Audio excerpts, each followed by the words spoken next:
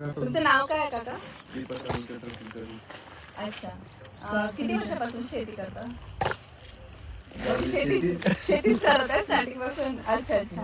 हो का? किती खर्च येतो तुम्हाला? म्हणजे किती एकर शेती आहे तुमची? आपलं जसं 9 एकर आहे, पण साधारण 2 एकर ते जर आपले दरवर्षी शेती चालू आहे, तर तिचा मिनिमम खर्च 50,000 ते 60,000 रुपये जातो. टोटल खर्च. काय काय घेता तुम्ही? कोणती पिकं घेता? मका, कापूस, अच्छा त्याच्यानंतर गहू, हरभरा.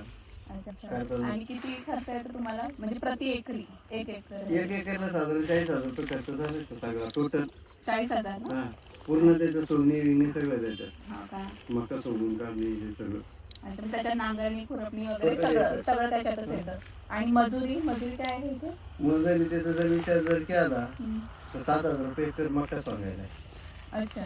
1 एकर मका सांगायचे 7,000 रुपये. नाही आणि असे रोजीनुसार नाही का रोजंदारीनुसार? 400 रुपये रोज. 400 रुपये रोज. आणि किती मजूर एका म्हणजे एका दिवसाला? 2 ते 3?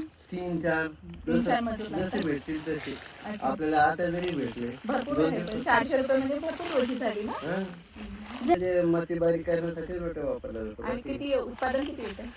घेतलं तसं आहे. आता मकाचं जर एकरी जरी उत्पन्न घ्यायचं 2 एकर मका लावलेली होती, साधारण 6 लाख रुपये झाली होती. 9 किलो मका टाकलेली होती. हां. तर सगळं जर 1.25 लाख रुपये उत्पन्न म्हणजे नफा.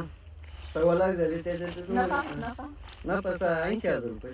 अच्छा, म्हणजे खर्च वजा पकडून 80,000 रुपये नफा आलेला. हा. बरं.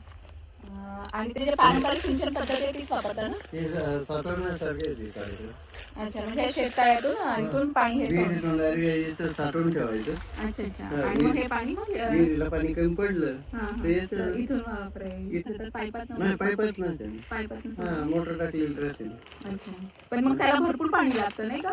म्हणजे पाण्याचा जास्त हे होतो, अपव्यय जास्त होतो याने, बरोबर ना? म्हणजे ठिबकला कमी लागतं, याला जास्त लागतं ना, पाण्याचा अपव्यय याच्यात जास्त होतो ना. म्हणून त्यासाठी सोपी पद्धत म्हणजे ठिबकवर आहे. हा तेच. 2 तास चालवले 2 तास चालवलं परत आपण. 10 दिवस पाणी भरायचं काम नाही हा, झालं. तेच. बरोबर. धन्यवाद.